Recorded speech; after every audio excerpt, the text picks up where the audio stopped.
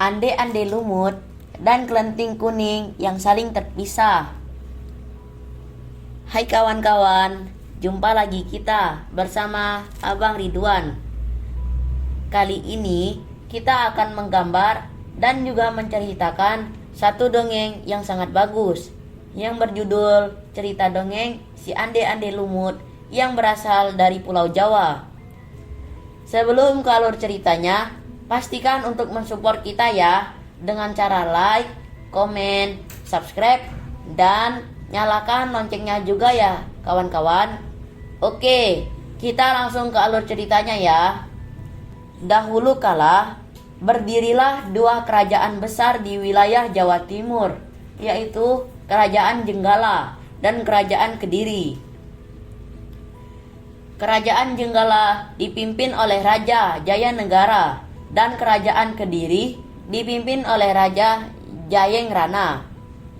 Untuk mempersatukan kedua kerajaan dan menghindari peperangan, maka dijalinlah sebuah ikatan pernikahan antara Panji Asmarabangun, putra Raja Jenggala, dengan Dewi Sekartaji, putri Raja Kediri. Suatu hari, Kerajaan Jenggala diserang musuh. Ketika pertempuran itu berlangsung, Dewi Sekartaji melarikan diri dan berusaha untuk bersembunyi. Dewi Sekartaji menyamar sebagai gadis desa dan tinggal dengan seorang janda dengan 3 orang putrinya, yaitu Kelenting Merah, Kelenting Hijau, dan Kelenting Biru. Kemudian Dewi Sekartaji diangkat menjadi anak dan diberi nama Kelenting Kuning. Namun, Kelenting Kuning tidak diperlakukan dengan baik. Setiap hari, ia disuruh mengerjakan pekerjaan rumah, seperti mencuci, memasak, dan membersihkan rumah. Ketiga kakak angkatnya sangat pemalas. Mereka bisanya hanya menyuruh saja. Kelenting Kuning, cuci bajuku dan selendangku, kata Kelenting Merah dan Biru. Baik kak, kata Kelenting Kuning. Kerajaan Jenggala telah kembali aman.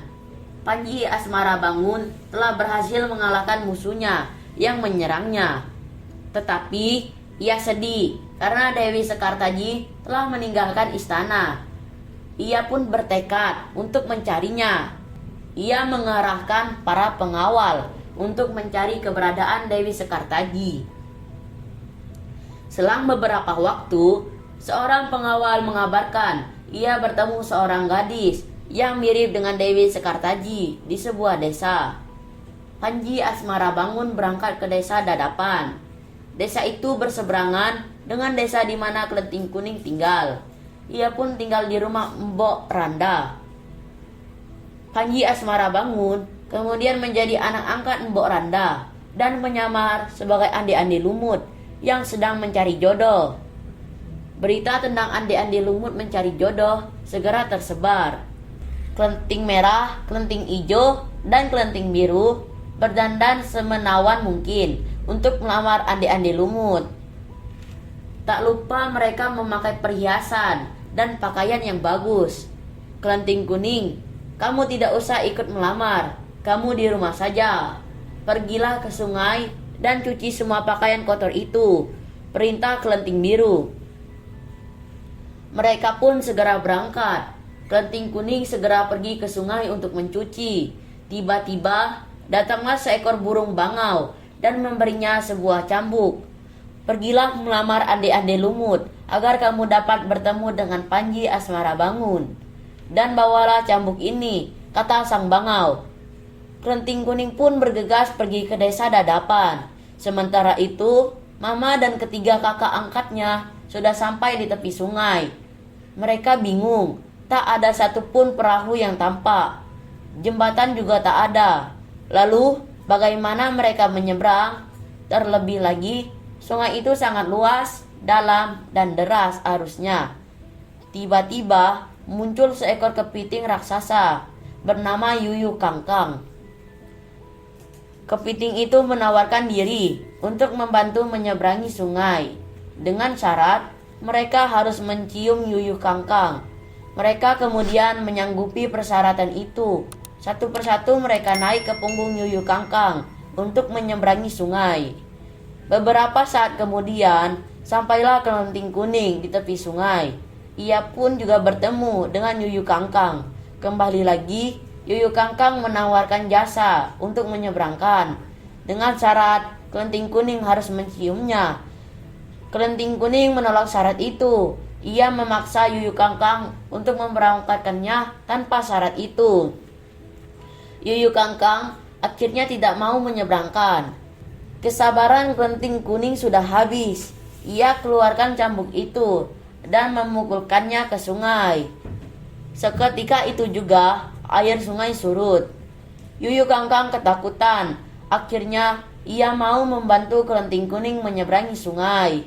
Kelenting Kuning segera naik ke punggung Yuyu Kangkang dan sampailah ia ke seberang sungai. Mama dan ketiga kakak angkatnya telah lebih dulu sampai di rumah Mbok Randa. Secara bergantian, Kelenting Merah, Kelenting Ijo, dan Kelenting Biru menunjukkan wajahnya yang rupawan pada ande-ande lumut. Tetapi tak satu pun dari mereka yang terpilih karena mereka telah mencium Yuyu Kangkang. Beberapa saat kemudian, tibalah Kelenting Kuning di rumah Mbok Randa. Akhirnya, ande-ande lumut memilih Kelenting Kuning sebagai istrinya. Karena ia tahu bahwa Kelenting Kuning adalah Dewi Sekartaji dan dialah satu-satunya perempuan yang tidak mencium Yuyu Kangkang. Ande-ande lumut kemudian membongkar penyamarannya. Ia bercerita bahwa dirinya adalah Panji Asmara Bangun. Sementara Kelenting Kuning terkejut sekali melihat ande-ande lumut adalah tunangannya, Panji Asmara Bangun. Akhirnya, di depan semua orang, Kelenting Kuning langsung mengubah diri menjadi Dewi Sekartaji. Semua orang sangat terkejut melihat sosoknya yang sangat menawan. Ketiga kakak angkatnya pun sangat terkejut ketika mengetahui jika sosok yang selama ini mereka perlakukan dengan tidak baik itu adalah Dewi Sekartaji. Kemudian Panji Asmara Bangun dan Dewi Sekartaji berkumpul kembali.